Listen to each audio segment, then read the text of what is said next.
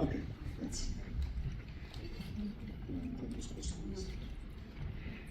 We saw something that is sort of unusual. We saw the period before the love story and after the love story, so a sort of a prequel and a sequel without actually seeing the story, which is what usually we see in cinema, in films. So I would like to ask you simply how this structure came about, why you decided to show us the before and the after rather than the story itself.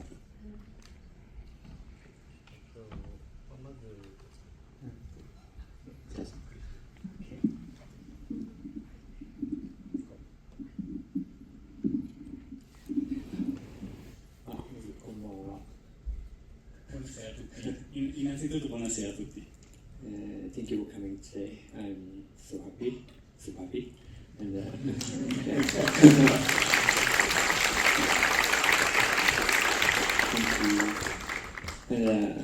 そんで、質問は、この映画は、2018年と2023年の、5年間、その前、2018年の前と2023年より後で、この5年間っていうのは、僕らにとっては COVID があった時代で、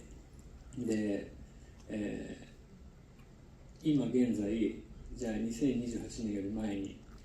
と何か変わったことがありますかと聞かれたときに、そんなないかなと、同じじゃないかっていうふうに答えちゃうんですけど、でも多分そんなことは全然なくて、全ては変わってしまって、なんかいろんな、ものはなくなったし、なんか失われたし、でそういうことをなんかこう想像すること、全ては変わってしまったんだよねってことを想像することを、強調するために、この前後で分かれているということになります。First of all, good evening to everybody. The story is divided into two parts, time-wise, in 2018 and 2023. And in between these two periods, COVID struck. And COVID, if we are asked nowadays, has anything changed? We tend to say no, but it's not really true. There are many, many things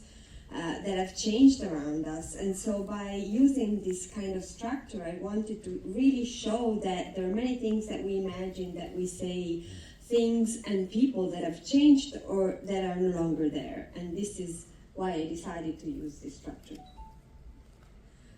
Why did you tell the story starting from the end rather than the beginning? It's actually something that I appreciated, but I would just like to know why you decided to tell the story that way.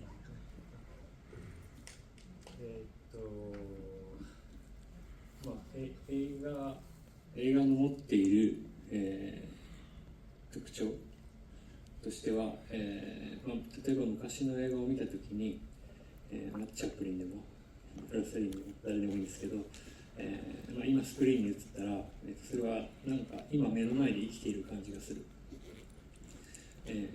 で、その機能をなんか映画の中に取り込んだんですよね。まずそうなんです。この映画のなんていうかテーマ、自分のテーマとしては、それは失われてしまうけれど、よみがえるということで、何か、それはさっきの映画みたいなものですよね。もう映画は全て映ってるものは全部もうなくなっちゃったものしか映ってなくて、ほとんど死んでる人が映っている昔の映画はっていうように、なんか蘇ることに対してすごくこうポジティブな可能性があると思っていて、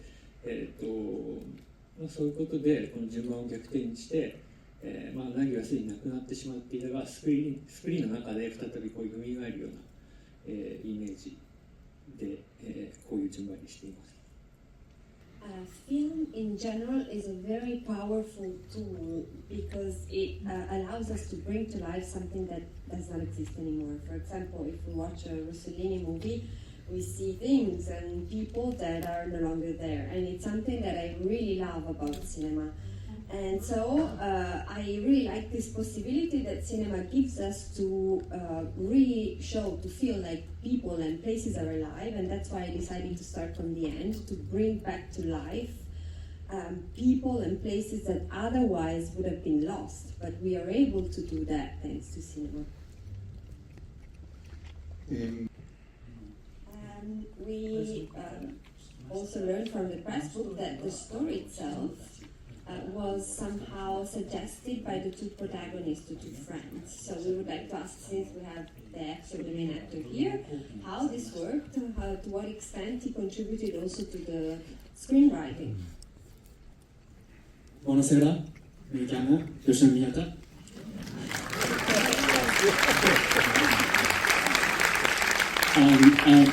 I'm super happy. Thank you. ストーリーどうでしたか。これは2人で、佐野弘樹と2人で物語、五十嵐浩平さんに声をかけさせてもらって、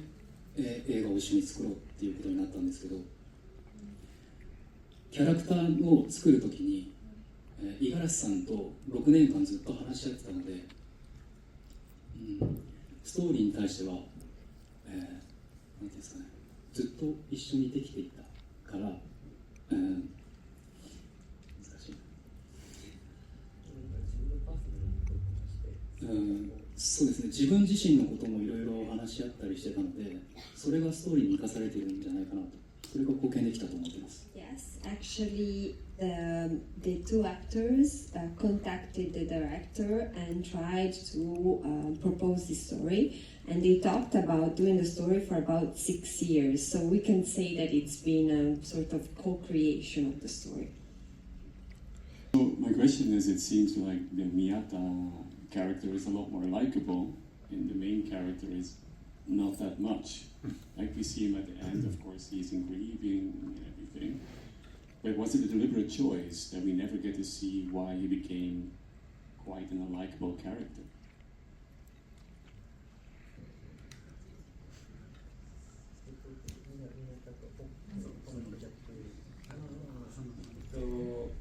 Sano は当然今問題を抱えている中なので、普通にコミュニケーション取るのは多分難しいんだと思うんですけど、だからああいう状態になっている。もしかしたら他の、ナギが死ぬ前のもうちょっと5年前の彼みたいに、フレンドリーに話せたかもしれないけれど、今はちょっと難しいと。Sano is not exactly gifted in communication, but 5 years before, so before the wife died, he was certainly a bit more likable. まだで、宮田っていう人は、自己啓発セミナーみたいなちょっと変なのにハマっちゃってはいるんだけど、それはなんか自分の人生を良くしたいとか人の人生を良くしたいっていう、ある善意によってそうなってしまっている、悲しい人だと思うので、だから彼は基本的に世界に対してフレンドリーで、いられるっていう。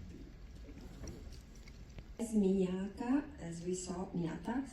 is involved in this seminar of personal and spiritual self-development, and he's very committed to improving his life and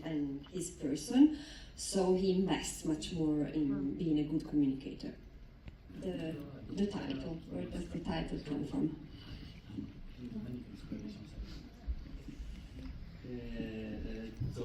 僕は考えたんですけど、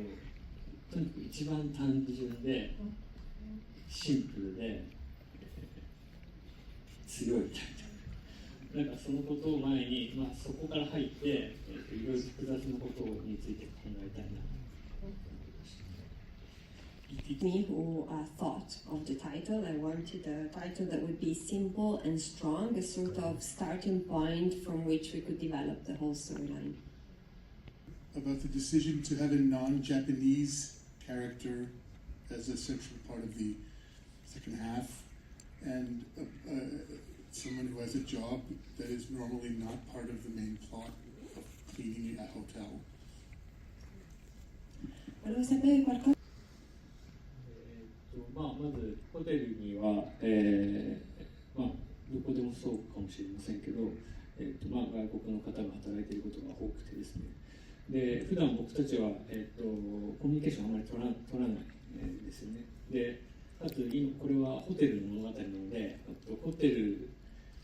が見せるお客さんの、世界を見たわけですけど、でもこのホテルっていうものの中には、反対側、セパレートされた反対側に、バックヤードがあって、それは労働であり仕事であり、全く別の世界が広がっていると。でそのことを同時に語る必要が、あるかなと、この映画、この物語においては、思っていました。なんていうんだろう、正面、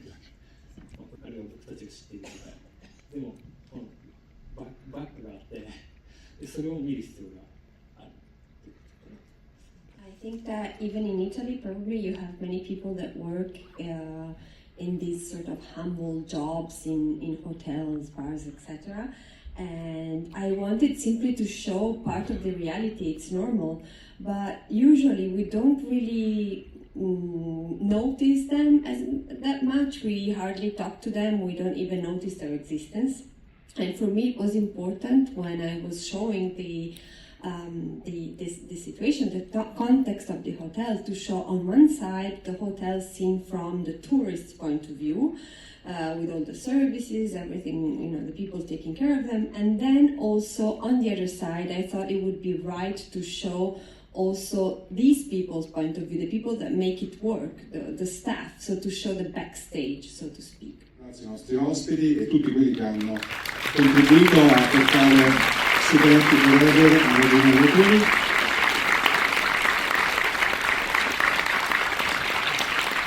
Grazie. Hey, this is Eric from MyOnCinema.com. If you want to support us, subscribe below.